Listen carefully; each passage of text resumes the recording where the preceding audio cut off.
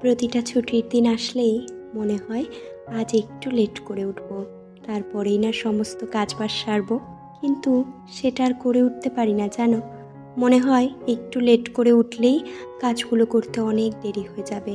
একটু তাড়াতাড়ি উঠে পড়লে কাজগুলো তাড়াতাড়ি করে নিজের মতো করে একটু সময় কাটাতে পারবো। সেই দরুন সকাল 5টায় উঠে সমস্ত কাজগুলো সেরে কিচেনে এসে একটু চা বসিয়ে দিলাম।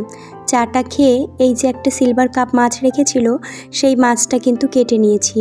আজ বাড়ি থেকেই মাছ রাখা হয়েছে। সাথে একটু চিড়ের পোলাও করব। চিড়ের পোলাওটা খেতে যেমন আমার ছেলেও পছন্দ করে, আমারও কিন্তু বেশ ভালো লাগে। এই যে শুরু হলো আমাদের ঘরে পাট পাতা আনা।